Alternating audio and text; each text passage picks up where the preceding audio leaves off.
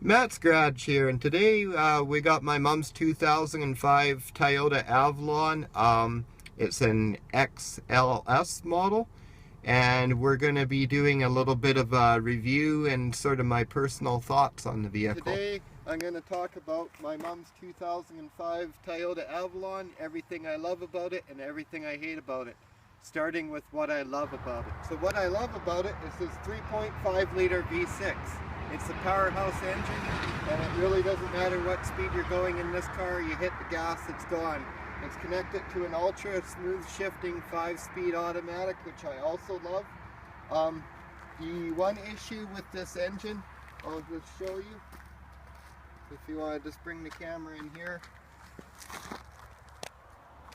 Okay, so down in here, you see this line comes down here, and that's actually what feeds your variable valve timing. That's an oil line, and these cars from 2005 to 2008 had a problem with that line. The factory line that they were using in that time period was faulty and could rupture, and often did, and this has led to some engine failures on this car, because when that line does rupture, unfortunately it doesn't set off the oil light, so the owners would only be aware that they had an issue if they happen to see oil on the ground under the car, and normally by the time you see that, it's too late. So if you have one of these cars, please get it to a Toyota dealer and make sure that that line has the updated part on it. It may cost you. It did in my case. I had a Toyota dealer that I bought this car from update the line. Toyota does have an updated part which won't rupture, and they can replace that, but it is a fair bit of labor. I think it was 4.5 hours labor, and I think I got the part for free and they charged me for labor, if I remember right. And when I say I'm saying that because I actually owned this car myself for about 3 weeks, and it just wasn't doing it for me. But my mom happened to really like it, so she actually took over the car. So now I'm going to go over some of the things I don't like about the car. So believe it or not, the part that doesn't work for me and the part I don't like is this. I'm sure you're thinking, wow, how could he not like that? That looks beautiful. And honestly, that's why I bought this car. It does have a beautiful appearing interior, but unfortunately these seats just don't work for me. The shape of the back just doesn't fit my back at all. They slope away too soon. They have way too much lumbar area support and not enough upper back support, and the cushion area here too is way too firm, and it's very unsupportive, and I found I couldn't drive this car very far without getting very sore. Aside from that, I get annoyed by all these little compartments in it. I mean, they look great, but they're annoying. Everything's under a compartment. They look great when they're closed. They're annoying to get open, and then when they are open, they don't look very good. See, I missed one. Another one there. And another problem, not the USB, but the power port. Right there. Under a spring-loaded cover at the bottom of the console bin. Like, could there be a much worse place? You're trying to plug in your GPS and you've got to empty all the stuff out of your console. I think there's another one in here somewhere, but I'm not sure it isn't at the bottom of this compartment.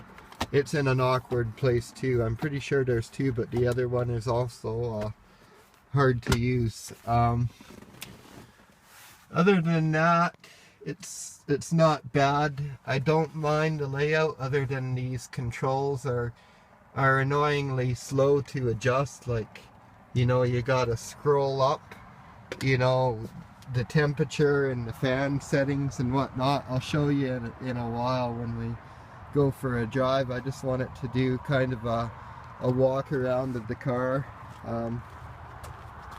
It's got an awesome back seat, and actually the back seat's more comfortable than the front. It's even got a back, this lever here tilts the back of the seat, so that's a nice feature. And then it's got almost a level through floor, so middle seat passengers really have a lot of leg room, but hopefully they're of the lightweight variety, because I gotta tell you, this car bogs down on the back like nothing you've ever seen when you put a load in it. If you've got 5 people in this car, those mud flaps just about drag on the ground. So and the handling really suffers due to that. I mean, I drive Lincoln Town cars, and they come factory with the load leveling suspension, but even without it, even with the replacement coil springs like I have in one of my Lincolns, it'll handle a load better than this car. So it's kind of a great car for like a couple, and not so much for a family. My parents really enjoy this car, and they use it for long trips and stuff.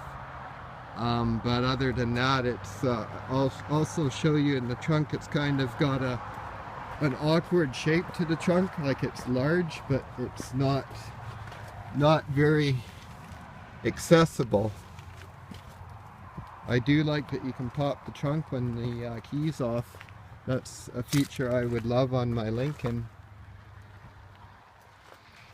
So you can see it's got a large trunk, but it's very shallow. Like if you've got anything higher to put in there, it just doesn't work out. So, and the same thing, the opening's not terribly wide. So other than that, I like the styling of the car. It's kind of sedate, but that's what I was going for when I bought this car. Sedate on the outside, and you know, kind of over the top nice on the inside, but like I say, it's not terribly comfortable, or at least not for me. I know a lot of people do find these cars comfortable, so it's kind of, that's an opinion. Ride quality of this car is amazing on the highway, and the problem I have with it is when you get on rougher roads in town at slower speeds, it doesn't do as well. But it really absorbs the bumps like nothing else when you're on the highway. So these buttons I was telling you about, I just wanted to show you just how slow they are here. Like to change the temperature settings, that's literally, you have to scroll up and down like that. There's no faster way to do it. It's the same thing with the fan controls there. And that may seem like a minor complaint, but I mean, I live in Canada, and our weather changes drastically in moments here. Like sometimes multiple times a day you have to switch between heat and air conditioning in the summertime, you know, or you get a sudden rain squall on a sunny day, and all of a sudden you need defrost and your fan on high. You have to be able to change your settings, and it's just frustrating when it takes that long. So I guess that's the beef, but other than that, we'll move on to driving it here.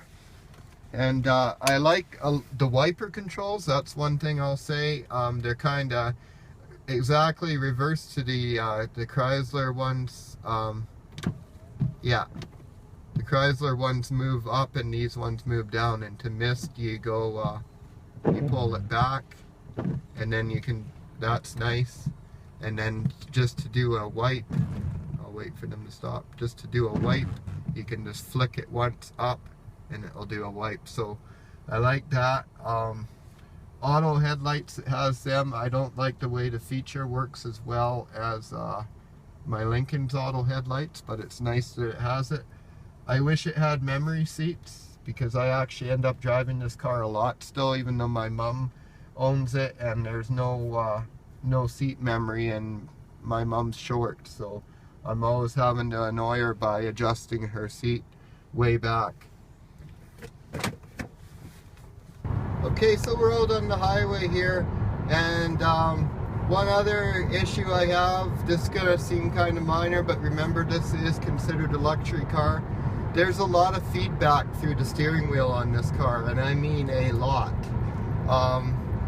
Keep in mind that I've driven Neons, Dodge Neons, which are like a compact car. I've owned Hyundai Accent. I've owned a number of compact cars, and none of them had the kind of feedback this car has through the steering wheel. Like if you're on rough pavement, you just really feel it through the steering wheel. It's like it just vibrates through the steering wheel. So I don't know why they couldn't have done more to combat that. And it's not an issue with the car. The car's been checked over from every angle, and it doesn't have any issues. I've actually replaced the wheel bearings and everything recently, and that's not an issue, but that's almost what it's like you have a bad wheel bearing.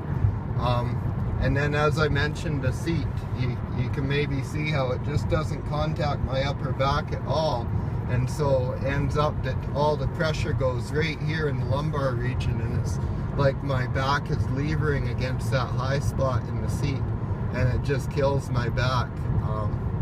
I am prone to back pain, which is why I prefer luxury cars to start with, so that was a big issue for me.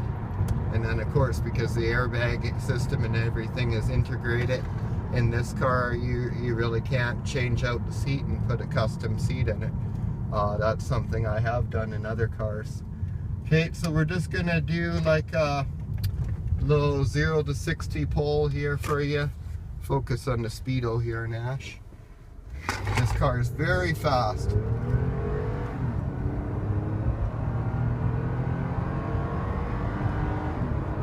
Yeah, right there. So yeah, it really gets up there, and that's one thing I love about it is it's such a smooth engine and a smooth shifting transmission. It's almost like you don't even feel it doing its job. You just rock it up to speed. So it's great in that sense. But then that does seem to be the trend with luxury cars right now. Cadillac's doing that too with the CTS and other models that are more sport than they are luxury, in my opinion. But it's not really a move I like. Let's leave the sports car stuff for the sports cars, and luxury cars are meant to be smooth and comfy, in my opinion. One other thing, I don't know if you noticed this on the video, maybe it's not picking it up, but do you hear that rattle? That is the sunroof. The linkage in here just rattles non-stop when you're on a rough road. So I don't know where that Toyota quality came in there, but that's another thing that kind of frustrates me about this car. Is there's a few things like that where it's just lacking, you know. A luxury car shouldn't have something like that. They should have went the extra mile to make sure that it doesn't have that little squeak in it. So I guess what I'm saying is I really like this car as like a normal sedan. If you're comparing it to something like a Ford Taurus or something, stacks up really well, and it's got a really great powertrain in it. I think that's where Toyota excels, and I think it's where they gain their great reputation, is by making rock solid engines and transmissions. But honestly, I'm not that impressed with the rest of the car. Like, it's very average for me. So it's not, I don't feel like it really is a contender in the luxury market personally. But then, as I say, the luxury market's changed a lot, and I'm a bit stuck in the past with that. But that's where I'm going to stay. I'm going to remain with the fact that luxury cars should be comfortable, number one, and handling and performance should come, you know, secondary. Okay, so we're on a bit rougher road here in the Avalon. It's actually a graveled surface with some washboard. So I wanted to point out a few things here. One, the amount of feedback from the rough road, and two, just the sunroof rattles a bit when you get on a rough road like this. I'm not sure if those things are picking up good. But other than that, it handles well on the rough surface and everything, and it's still, the ride's nice and smooth and everything. Okay, and now we're just driving over some rough streets in town, so I'll just kind of give you an idea of how it will handle over those bumps. Like I say, it's not quite as good not as impressive at absorbing those as it does out on the highway on the big whoops and higher speed bumps. That's where it really seems to excel for me. It's still, I'd say, better than average even in town, but I'm just comparing its in-town performance more to its highway performance rather than to other vehicles. In town, I'd say my Lincoln Town cars ride a bit smoother, and on the highway this rides a bit smoother than them, although that's kind of you know, a matter of opinion too there. That's, you know, kind of a perception, you know, when it comes to that, because I don't like a floaty feeling so much when I'm driving. I kind of want it to deal with the bump and then get on with things, you know. I don't like it to kind of keep rebounding after the bump, and so this car is really good at that. It just absorbs the bump and kind of deals with it really quickly, and it's all over with. Whereas that's the Lincolns float a bit more on the highway. They'll tend to kind of go through a whoop and bounce a few times. So that's the difference here. And so that kind of floaty ride works better around town on the at the lower speed. You don't really get the float and the feedback. Whereas this car, because it has that sharper ride quality, you get a really more of a sudden jolt on a low speed bump around town. So, but as a result, it is you know, a little more sure-footed than a town car for sure when you're going around corners in town and stuff. So that's nice. It kind of depends what you're all about. So that's pretty much gonna conclude my video review and personal thoughts on this 2005 Toyota Avalon. If you're at all interested in purchasing an Avalon, I'm certainly not recommending against the car. They're very reliable cars, and it's just a matter of whether you like it or not. So I would recommend taking it for a good long test drive and just making sure that you really like the car and that the car works for you. And if it does, then I say go for it.